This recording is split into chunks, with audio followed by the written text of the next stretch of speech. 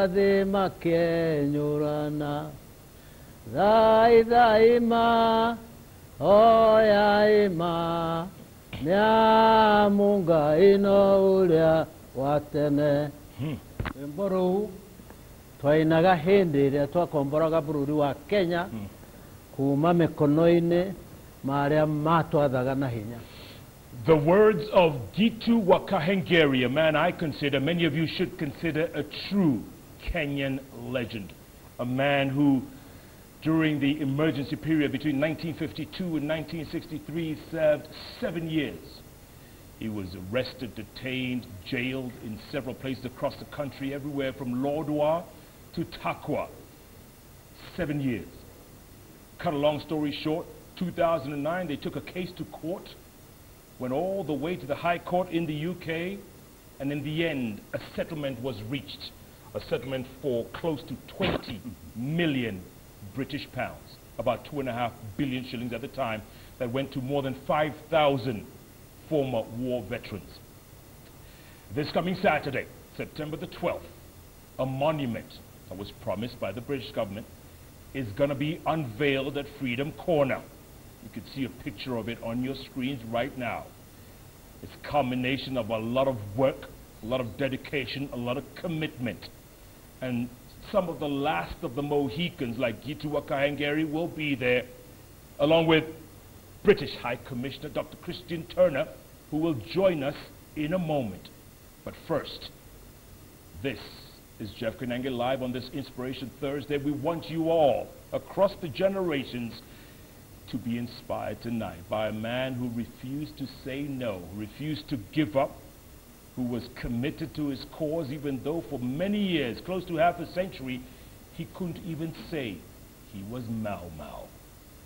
Now, since President Kibaki's time, at least you can say that without being ashamed. Gitu wa Kahengeri has a story to tell. In fact, a book recently released, authored by journalist John Jokihuria, called The Forgotten Heroes, Mau Mau War Veterans, available in your local bookstore. Grab a copy. It's an easy read, fantastic.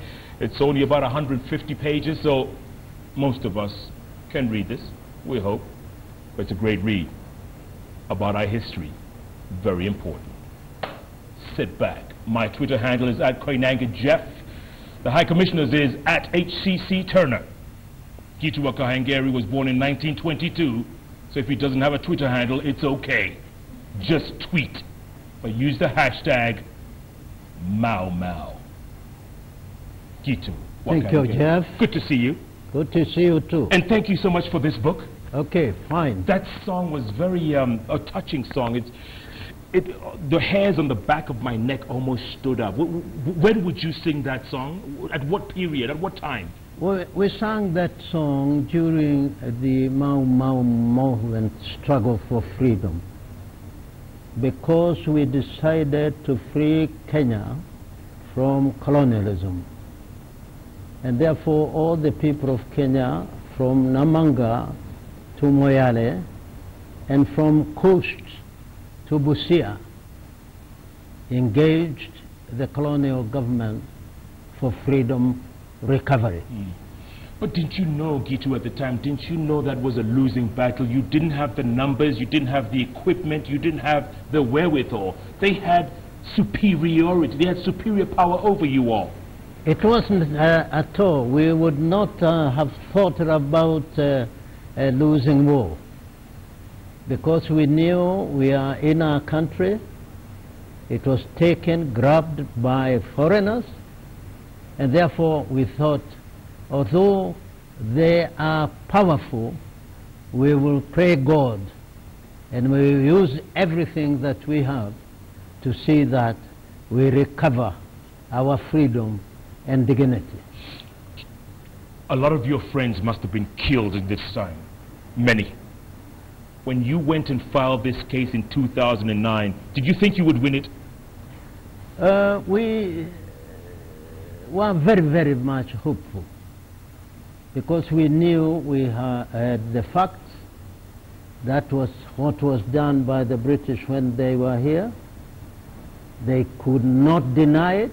because we had evidence, and therefore I told my people we must go because we have the evidence and we know if justice is there, because one thing attracted us is that that was a loyal court of justice, and that is why we said we must take the case there. If justice is there, they will see that we were done very bad things by the colonial government. Was there justice in the end, in your opinion, Gitu?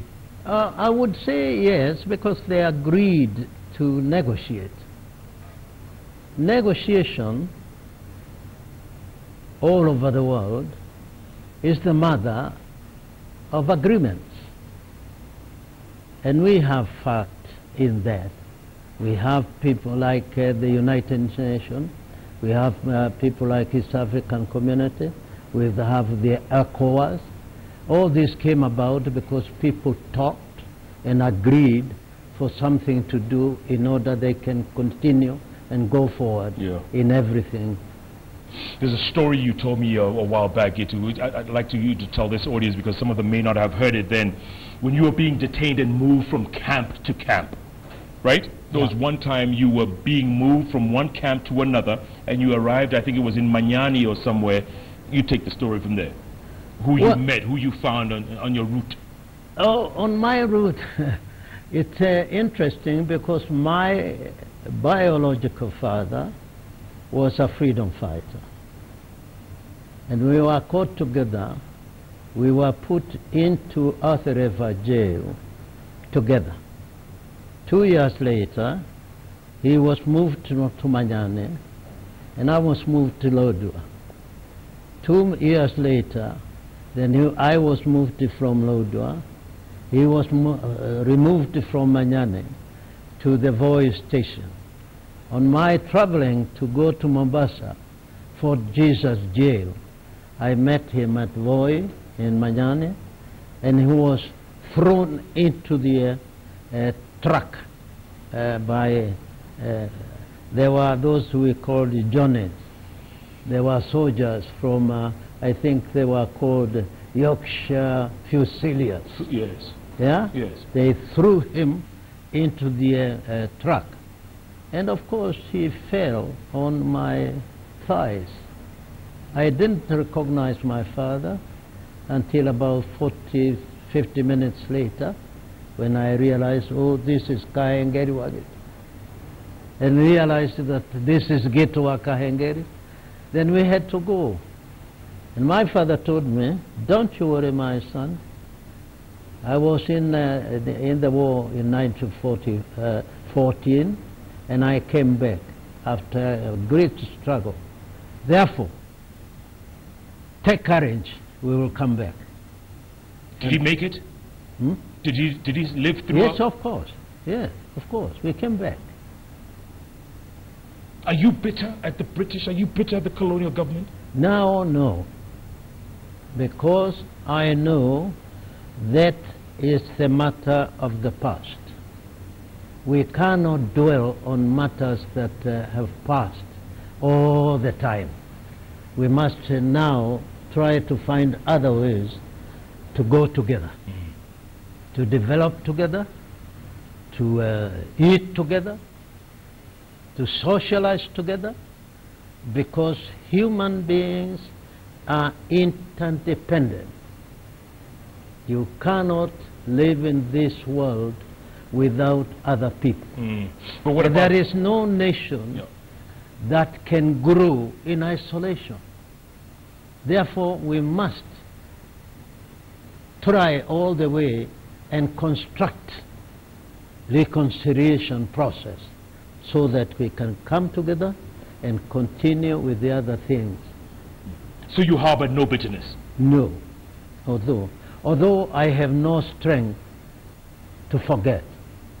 I have no ability to forget what happened during the emergency time. So what does this monument mean to you, the one that's going to be unveiled this weekend at Freedom Corner? What does it mean to you? It means it's the start of reconciliation, because this monument is built by the British government. to recognize those who were tortured and ill-treated by the British colonial government. Therefore, it's a thing that we are taking as an admission of what bad things they did to Kenya. That is how we take it to be. And the monument is for what? Just the war veterans? Is it for everyone who fought? Is it for everyone who was involved? Who is it dedicated to? Yes, for every person who was tortured and ill-treated by the government of colony is involved in that. It is for them. Yeah. We do not say that this is for the Mau Mau War Veterans Association, the association that I lead. It belongs to all the Mau Maus where they are. I have made an advertisement in Noro FM and all other publications that all the people who were involved in that struggle should come and enjoy and see what is happening the day after. How come it took the British government at a cost of, I think it was like 15 million shillings. This monument is like 15 million shillings. Which the monument. How come they built it and we couldn't build our own? Well, that is difficult to answer, because we have a government. The case that we took to England was not our case as Mau Mau individuals. Yeah, but we didn't recognize our own heroes. That's what I'm trying to say. This is what I'm telling. I'm telling you this. The case we took to England was not our case. It was a case of the Kenyan government to take and ask the British government, why did you torture our people? Why did you treat our people badly? But nobody bothered. Yeah. The reason for that, they can tell us. I do not know. Yeah.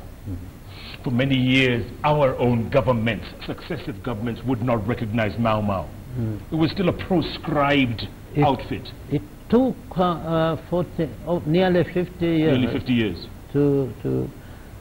But we know some of the people in the government were the collaborators of the colonial regime. And they are the people who received the independence when we fought in tears, in sweat and blood. They are the people who received that. They occupied all the big positions in the government. And therefore, because they were on the other side, the subsidiary registration 913 was to remain in the statutes for 50 years. While we thought that on the 13th of December, that law would have been revoked. But it wasn't for all the years. Does that make you angry? Did it make you angry? Well, it didn't please me. I may say so. Yeah. But we were happy when the government came up and revoked it in 2003. Yeah. Because we would not have taken that case to the court of law in England. Did you know my family members?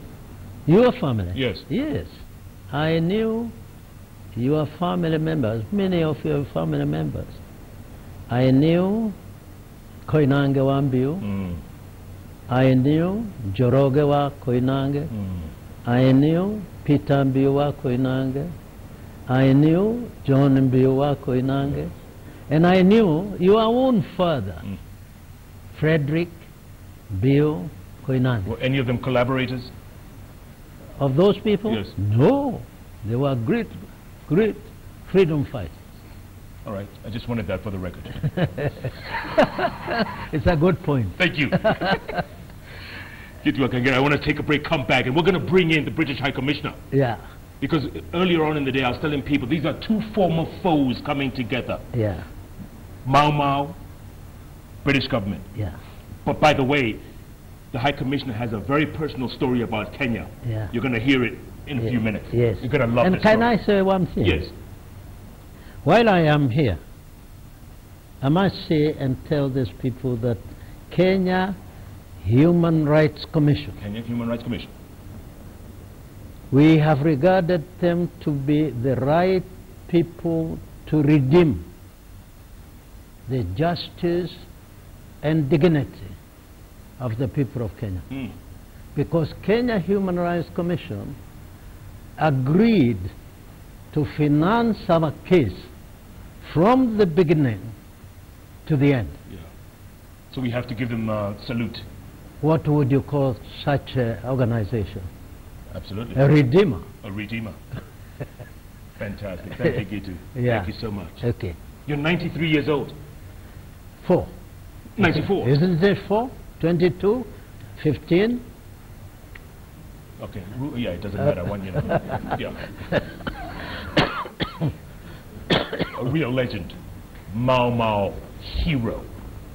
He's the Secretary General of the Mau Mau War Veterans Association, Gitu Wakahengeri, calling it like he sees it. What a story. What a story. In fact, more stories are available in The Forgotten Heroes. Mau Mau War Veterans, available at your local bookstore. Pick it up this coming weekend, September 12th at Freedom Corner. The unveiling of the Mau Mau Memorial. Make sure if you can, make it there. Take your parents and your grandparents. This is part of our history. This is Inspiration Thursday. Keep tweeting at Koinange Jeff, at HCC Turner, the hashtag Mau Mau. Jeff Koinange Live takes a break. Plenty more coming up in a moment.